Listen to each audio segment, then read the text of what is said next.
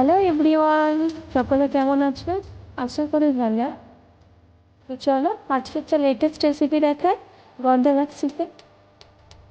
চিকেনটা নর্মালি তো নিয়েছি এখানে টক দই, আর নিয়েছি গোলমরিচের গুঁড়ো, সঙ্গে নিয়েছি গন্ধরাজ লেবুর সবুজ অংশ, আর পেঁয়াজ লঙ্কা বাটা, আছে চিকেন, আর গন্ধরাজ লেবু, আদা রসুনের পেস্ট। তো চলুন দইটা এবার রেডি করে নিই। দইয়ের মধ্যে দিয়ে দিচ্ছি নুন। এটা খুবই লাইট মশলার, আমি এর মধ্যে মশলা নেই বললেই চলে। মশলা নেই বলে যে টেস্টি হবে না, এটা কিন্তু ভুল ধারণা। মানে এর মতো টেস্টি আমার আর কোনো চিকেন লাগে না। এই চিকেন হলে আমার আর কোনো কথাই নেই। তো বক বক করতে করতে সব ভুলেই গেছি।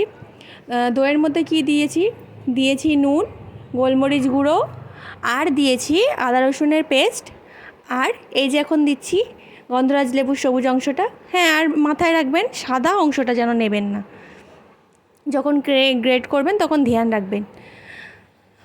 আর পেঁয়াজ লঙ্কার জুসটা ইউজ করেছি। হ্যাঁ, পেঁয়াজ লঙ্কাটা ইউজ করব না, পেঁয়াজ লঙ্কা বাটাটা আমরা রান্নাতে ইউজ করব। দিয়ে দিয়েছি সামান্য লেবুর রস। এবার এর মধ্যে দিতে হবে সামান্য চিনি, যেহেতু টক দই ইউজ করেছি, তো চিনি সামান্য না দিলে তো ব্যালেন্সটা ঠিক হবে না, তার জন্য সামান্য চিনি ইউজ করতে হবে। তো দিয়ে দিচ্ছি চিনি অল্প কিছুটা, আর দেব সর্ষের তেল। আপনারা চাইলে সাদা তেলও ইউজ করতে পারেন, রান্নার যে কোনো তেলই ইউজ করলে হবে। তো এবার ভালো করে মেখে নিতে হবে। মেখে নিয়ে চিকেনটা এর মধ্যে দিতে হবে। চিকেনটা যখন এর মধ্যে মাখবেন তখন এটা খেয়াল রাখতে হবে ভালো করে আঙুল দিয়ে চিকেনের মধ্যে মশলাগুলো যেন পৌঁছায় সেইভাবে মাখতে হবে, কেননা এই ম্যারিনেশনেই কিন্তু ফ্লেভারটা লুকিয়েছে। এই ফ্লেভারটা চিকেনের মধ্যে ঢুকবে, তারপরেই তো চিকেনটা টেস্টি হবে। এই চিকেনটা সম্পূর্ণ ফ্লেভারের ওপরে ডিপেন্ড করে। তো আমি ভালো করে মেখে নিয়েছি, নিয়ে ঢাকা চাপা দিয়ে রেখে দেবো এখন আধ ঘন্টা। তারপর চলে আসছে আধ ঘন্টা পর, কড়াইতে তেল গরম করে দিয়ে দিয়েছি তেজপাতা, আর দেব গোটা গরম মশলা। গোটা গরম মশলা দেওয়ার পরে যে পেঁয়াজ লঙ্কাটা আমি বেটে রেখেছিলাম তার জুসটা আমি ইউজ করেছিলাম ম্যারিনেশনের সময়, আর বাটাটা এখন ইউজ করব। তো মশলা থেকে যখন হালকা গন্ধ বেরাতে শুরু করবে তখন দিয়ে দেব পেঁয়াজ লঙ্কা বাটা। এটা যতক্ষণ না পর্যন্ত কাঁচা গন্ধটা যায় ততক্ষণ ভেজে নিতে হবে। এখন আমার ভাজা অলমোস্ট রেডি। ভাজা হয়ে গেলে ম্যারিনেট করা চিকেনটা ওর মধ্যে দিয়ে দিতে হবে।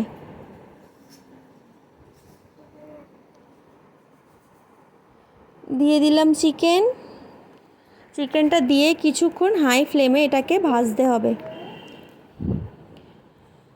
পেঁয়াজের সঙ্গে মিশিয়ে নিয়েছি, দেখুন আস্তে আস্তে কতটা জল ছাড়ছে, ওই জলেই কিন্তু চিকেনটা সিদ্ধ হয়ে যাবে। এমনিতেই টক দই দিয়ে ম্যারিনেট করা আছে।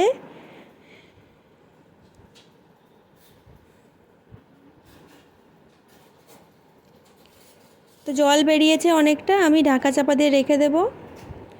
প্রথমে হাই ফ্লেমে দেব, যখন জলটা কিছুটা শুকিয়ে শুকিয়ে আসবে তখন মিডিয়াম ফ্লেমে করতে হবে, নাহলে তলায় লেগে যাবে। লেগে গেলে কিন্তু গন্ধরাজের গন্ধ না বেরিয়ে পোড়া গন্ধ বেরিয়ে যাবে, তখন কিন্তু পোড়া চিকেন হয়ে যাবে, সেদিকে খেয়াল রাখতে হবে। আমি কিছুটা কাজু ভিজিয়ে পেস্ট করে নিয়েছিলাম, এখন সেই কাজু বাদামের পেস্টটা আমি এর সঙ্গে মিশিয়ে দিয়েছি। যখন কিছুটা কষা কষা হয়ে আসবে, জলটা শুকিয়ে আসবে, একটু তেল বেরাতে আরম্ভ করবে, তখনই কাজু বাদামের পেস্টটা দেবেন। কাঁচা পেঁয়াজ মশলার মধ্যে কিন্তু পেস্টটা ইউজ করবেন না। তো আমার এখন মাখা মাখা হয়ে এসছে। এদিকে আমি জল ফুটিয়ে নিয়েছিলাম, সেই গরম জলটা আমি ইউজ করব। চিকেনটা কিন্তু আমার সিদ্ধ হয়ে গেছে। এটা একটু সামান্য গ্রেভি রাখার চেষ্টা করবেন, কেননা এই রান্নার গ্রেভিটা অসাধারণ টেস্ট। চিকেন তো বলার কিছু নেই, মুখে দিলেই মিলিয়ে যাবে। বানিয়ে না খেয়ে দেখলে বুঝবেন না, মুখে বলে বোঝানো যাবে না। একবার বানিয়ে দেখবেন, তারপর আমাকে কমেন্টে জানাবেন। তো আমি জল দিয়ে ঢাকা চাপা দিয়ে রেখে দিয়েছিলাম, দেখুন উপরে আমার তেল ভেসে উঠেছে। তো আমি এতটাই গ্রেভি রাখবো। এবার আমি বন্ধ করে দেবো, আমার রান্নাটা হয়ে গেছে। তো এদিকে আমি লেবু পাতা নিয়ে নিয়েছিলাম কিছুটা, তার মধ্যে ঘি মাখিয়ে আমি ওপরে ছড়িয়ে দিলাম। আর দিয়ে দিয়েছি ওই যে লেবুর সবুজ অংশটা আমি রেখে দিয়েছিলাম কিছুটা, সেটা। আর দিয়ে দেবো ঘি, দিয়ে গ্যাসের ফ্লেমটা বন্ধ করে দেব। আর অল্প একটু লেবু চিপে দেব।